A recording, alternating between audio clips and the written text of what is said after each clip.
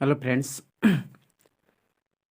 आज जो हमारी 9 क्लास का रसायन विज्ञान है, जो पहला चैप्टर है, हम पहला चैप्टर जो दिया है हमारे परिवेश के पदार्थ, जो पदार्थ से पूछे हैं, जो क्लास 9 रसायन विज्ञान पार्ट 1 जो अति लघु प्रश्न है।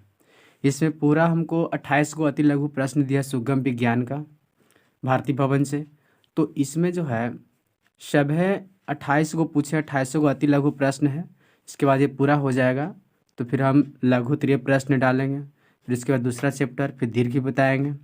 तो पहला मेरा जो है इसमें 28 को क्वेश्चन, जो पहला मेरा क्या, इस पूरा पन्ना में मेरा 28 क्वेश्चन दिया हुआ है और इसको सभी बच्चों को पढ़ना आसान तरीका में और हम अपनी माध्यम से परिभाषा इसमें डाले हैं। और ये वीडियो अच्छा लगा तो लाइक करिए, सब्सक्राइब करिए और अपने दोस्तों के साथ शेयर करिए ताकि आगे वाले आने वाले बच्चे को भविष्य बन सके। तो इसमें पहला जो लिखा है कि पदार्थ किसे कहते हैं, क्या कहता है, ये जो लिखा हुआ है कि पदार्थ किसे कहते हैं, पहला अति लघु निकालिएगा चैप्टर में तो इसमें दिखेगा कि पदार्थ किसे कहते हैं। तब पदार्थ उसे कहते हैं कि वह वस्तु जो कुछ स्थान, वह वस्तु क्या कहता है, वह वस्तु जो कुछ स्थान घेरे, जिसमें द्रव्यमान एवं आयतन और जो अवरोध उत्पन्न करता है उसे क्या कहते हैं, पदार्थ कहते हैं। माने पदार्थ वह रहता है जो स्थान भी घेरेगा, उसका द्रव्यमान भी होगा और उसका आयतन भी वो घेरेगा, तो वह क्या कहलाता है, पदार्थ कहलाता है। दूसरा पूछा है कि दूसरा द्रव्य क्या है, तो द्रव्य क्या है, तो कह रहा है कि पदार्थ का वह रूप जिसमें एक निश्चित संरचना एवं जिसके बाद स्पष्ट गुण होती है उसे क्या कहते हैं, द्रव्य कहते हैं। माने एक निश्चित उसमें अति रूप रहेगा, माने पदार्थ का वह रूप रहेगा जिसके में निश्चित कोई संरचना रहेगा और उसका गुण भी बताएगा, उसे क्या कहते हैं, द्रव्य कहते हैं। ठीक है, दूसरा चैप्टर, दूसरा क्वेश्चन हो गया। तीसरा मेरा पूछा है कि क्या चीनी एक द्रव्य है, तो सही बात है, चीनी जो क्या है, चीनी एक द्रव्य है। क्या है, चीनी एक द्रव्य है क्योंकि चीनी है जो घुल जाता है। चौथा कहता है कि पदार्थ की विभिन्न अवस्थाओं के नाम लिखना है, जो पदार्थ की जो विभिन्न अवस्था है उसका नाम लिखना है। तो मानो कि देखो, देखिए क्या है, ठोस, द्रव और गैस। जल को हम उसको क्या कर सकते हैं, जमा भी सकते हैं, उसका द्रव पिघला भी सकते हैं और उसका बाष्पन होता है गैस के रूप में हो जाएगा। तो पदार्थ की विभिन्न अवस्था के नाम क्या लिखना है, ठोस, द्रव और गैस लिखना है, ठोस, द्रव और गैस लिखना है। पांचवा कहता है कि पदार्थ द्वारा अधिकतम स्थान को क्या कहलाता है, जो पदार्थ द्वारा जो होता है, जो जिसका अधिकृत जो स्थान होता है वह क्या कहलाता है, आयतन कहलाता है। क्या कहलाता है, आयतन कहलाता है। ठीक है, फिर कह रहा है कि 10 डिग्री सेल्सियस पर भौतिक अवस्था क्या होती है। पूछ रहा है इसमें कि 10 डिग्री सेल्सियस पर भौतिक अवस्था क्या होती है। 10 डिग्री सेल्सियस पर रहेगा जल का भौतिक अवस्था, वह क्या होता है, तो द्रव्य होता है। क्या होता है, द्रव्य होता है। वीडियो अच्छा लगा तो लाइक करिएगा, सब्सक्राइब करिएगा। अनियंत्रित स्थान से आप क्या समझते हैं, अनियंत्रित जो स्थान है, अपने अनियंत्रित लिख अंतरान्विक लिख ले, सॉरी अंतरान्विक लिखा हुआ है, तो अंतरान्विक स्थान से आप क्या समझते हैं।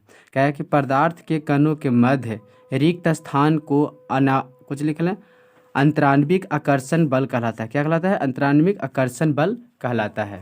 ठीक है, साफ दिख रहा होगा। 8 क्वेश्चन में करा है कि अंतरान्विक आकर्षक बल क्या है, उसमें दूसरा कि आप क्या समझते हैं, लेकिन इसे पूछा अंतरान्विक आकर्षण बल क्या है, तो बोलना है कि पदार्थ के कणों के मध्य रिक्त बल के अंतर को अजुक बल क्या कहते हैं। क्या उसका जो रिक्त स्थान जो बल रहेगा रिक्त में उसको क्या कहते हैं, अजुक बल कहलाता है। ठीक है, यहाँ पे लिखा हुआ है ठोस, क्या लिखा, ठोस पदार्थ के बहाव में क्यों नहीं होती है। ठोस जो है पदार्थ के बहाव में क्यों नहीं होता है, क्योंकि ठोस तो समझ ही रहे, ठोस पदार्थ के बहाव में प्रवृत्ति नहीं होती, उसकी प्रवृत्ति नहीं होता है क्योंकि ठोस पदार्थ बहुत मजबूत होते हैं, इसके कारण यह बिना बाधा के लिए फिसल नहीं सकता। सही बात, कोई ठोस पदार्थ रहेगा वो पिघल सकता है, कभी नहीं, क्योंकि एक जगह स्थिर से रहता है, उसका कोई बहाव नहीं होता है। 10 क्वेश्चन कहता है कि ठोस पदार्थ पर ऊष्मा का क्या प्रभाव पड़ता है। जो ठोस पदार्थ है जो उसका ऊष्मा पर क्या प्रभाव पड़ेगा, तो ऊष्मा लिखा, ठोस ऊष्मा के प्रभाव के कणों को ऊर्जा बढ़ा देती है। अत्यधिक ऊष्मा से ठोस द्रव में बदल देगा, ज़्यादा अत्यधिक ऊष्मा हो जाएगा तो ठोस रहेगा तो उसको क्या करेगा, अथी में बदल देगा, द्रव के रूप में बदल देगा।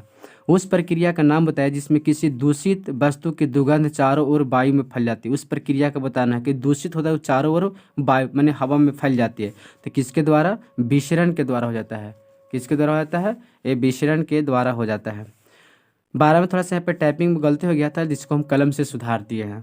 ठीक है, कह रहा है कि जल की मात्रा में कमरे के फर्श पर गिरा देने पर पर क्यों फैल जाती है? अगर जल की मात्रा रहेगा तो कमरा के ऊपर फर्श जो होता है, ऐसा जो फर्श होता है उस पर अगर हम गिरा देंगे, उस पर अगर हम गिरा देते हैं तो क्या हो जाता है? क्योंकि कणों के बीच आकर्षक बल कम लगता है, उसका आकर्षक बल क्या होता है? कम लगता है, इसी कारण से जल के फर्श पर गिर जाती है।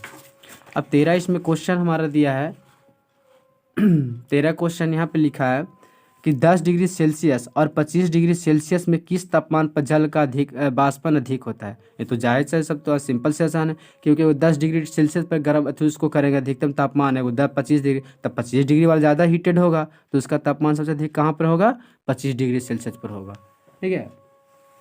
14 क्वेश्चन कहता है इसमें कि किसी द्रव के क्वथनांक पर वायु के दाब पर क्या प्रभाव पड़ता है? अगर कोई द्रव के क्वथनांक पर वायु के दाब का क्या प्रभाव पड़ता है, तो इसका लिखा है द्रव का क्वथनांक वायु के दाब पर निर्भर होता है। वायुमंडल दाब अधिक होता है और द्रव का नाम क्वथनांक भी क्या होता है? उसका बढ़ जाता है।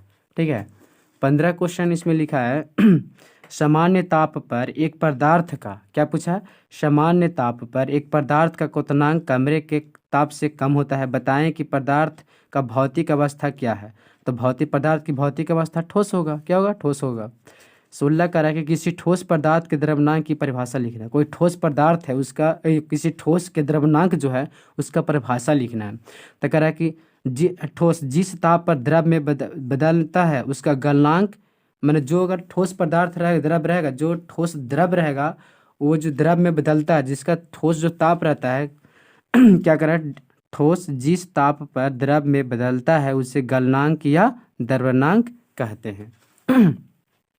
क्या होता है जब 0 डिग्री जल को 0 डिग्री तक ठंडा डिग्री पर किया जाता है, तो जब जल को 0 डिग्री पर ठंडा करते हैं तो वह ठोस बर्फ बन जाता है। हाँ, अगर जल को 0 डिग्री सेल्सियस पर उसको अच्छी करेंगे, टेम्परेचर देंगे, तो क्या होता है? ऑटोमेटिक बर्फ़ बन जाएगा।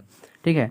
18 इसमें क्वेश्चन लिखा है कि गैस को ठंडा करने पर क्या होता है? गैस को जब ठंडा करेंगे तो उसका क्या होता है? जब गैस को ठंडा करने पर पहले द्रव में परिवर्तित हो जाता है और वह अंत में ठोस के रूप में परिवर्तित होता है। अगर गैस को ठंडा करेंगे तो पहले वह द्रव के रूप में, जब गैस रहेगा तो वो ठंडा करने वो द्रव में परिवर्तित हो जाता है और वह अंत में क्या होता है?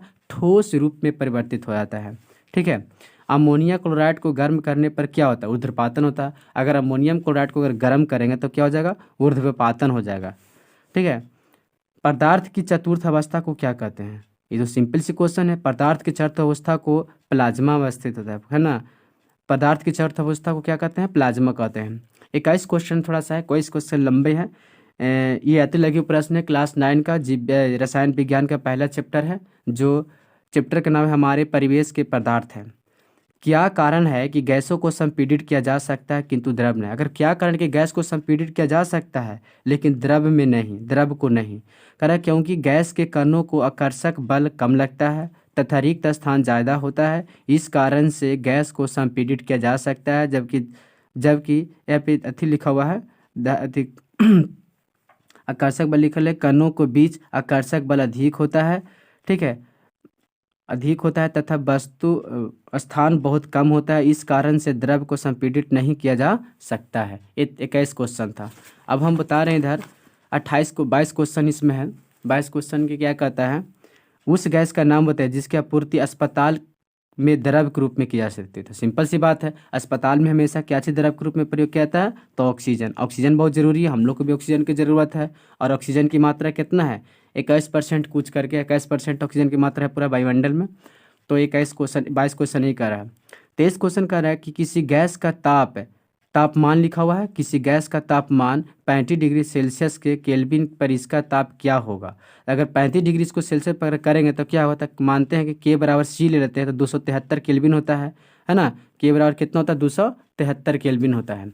तो इसमें लिखा है कि के बराबर हमको यहाँ 35 डिग्री सेल्सियस लिखा हुआ है, तो 35 डिग्री एक किसी की जगह पर हम सेल्सियस जगह पर 35 लिख देंगे, आज दोनों को जोड़ देते हैं, हमारा कितना हो जाएगा? 308 हो जाएगा। 24 में लिखा है कि सामान्य दाब पर जल को एक नमूने क्वथनांक का क्या होता है? जल का नमूने क्वथनांक होता है। क्या होता है? जल का नमूने क्वथनांक होता है। जल का नमूने क्वथनांक का 102 सॉरी यहाँ पे लिखा हुआ है कि सामान्य दाब पर जल के एक नमूने क्वथनांक का 102 डिग्री सेल्सियस पर है क्या यह शुद्ध है या नहीं? नहीं, ये तो शुद्ध नहीं है, क्योंकि 102 के पार है, तो 102 का सेल्सियस हमें ये शुद्ध नहीं है। ठीक है। अब आगे क्वेश्चन कर रहा है 25। उबलते हुए जल की मात्रा में उसका भाप अधिक जलन पैदा करता है। ठीक है, उबलते हुए जल की तुलना में उसका भाप अधिक जलन पैदा करता है, क्योंकि भाप जल के वाष्पन की गुप्त ऊष्मा के रूप में अधिक ऊष्मा ग्रहण के लिए रहते हैं। इसी कारण है कि उबलते हुए जल की तुलना में उसका भाप, यहाँ पे भाप लिखा हुआ है, ठीक है, भाप क्या लिखा है, भाप शरीर में अधिक तुलना में पैदा करता है। ठीक है। 26 क्वेश्चन कर रहा है कि क्या अमोनियम की गैस की अवस्था को वाष्प कहा जा सकता है? नहीं, अमोनिया की गैस के वाष्प की अवस्था को हम नहीं कह सकते हैं, उसको कह नहीं सकते हैं। ठीक है। 26 क्वेश्चन है। 2 क्वेश्चन इसमें और 27। ऐसे पदार्थ का नाम बताया जिससे गर्म या ठंडा करने पर उसकी अवस्था में परिवर्तित हो जाता है। ऐसा पदार्थ का नाम बताना है कि उसको अगर गर्म करेंगे, ठंडा करेंगे तो क्या होता है, अवस्था में बदल देता है, तो क्या होगा, जल होगा। हमें क्या होगा, इसमें जल होगा। ठीक है।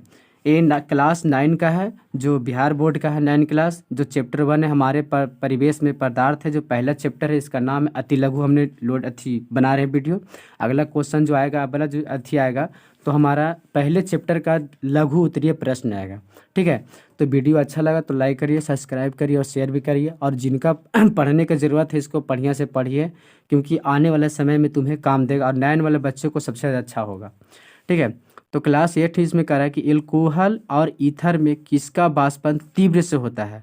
अगर एल्कोहल और ईथर रहेगा तो दोनों का जो वाष्पन होता है सबसे ज़्यादा किसका होता है? तो ईथर का वाष्पन सबसे अधिक होगा। कैसे होगा? ईथर का जो वाष्पन है ना, सबसे तेज होता है, सबसे अधिक होता है, एकदम सबसे ज़्यादा होता है ईथर का वाष्पन। ठीक है। तो ये क्लास 9 का जो था 28 गो था अति लघु उत्तरीय अपना, हमने 28 गो अति लघु उत्तरीय प्रश्न बता दिया है। और वीडियो को पूरा देखिए और शेयर करिए, पूरा फैला दीजिए वीडियो को, अच्छा लगता है तो देखिए। और ये जो था बार बार बता रहे हैं कि रसायन विज्ञान जो है पाठ 1 अति लघु उत्तरीय प्रश्न है, जो हमारे परिवेश के पदार्थ क्लास 9 का है, जो भारती भवन का बुक है। इसमें आप स्क्रीनशॉट भी ले सकते हैं।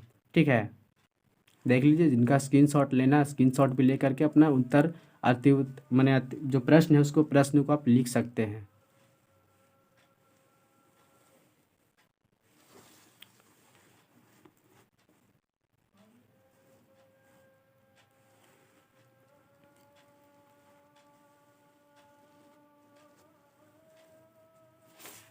ये पढ़ी है, ये 22 क्वेश्चन है।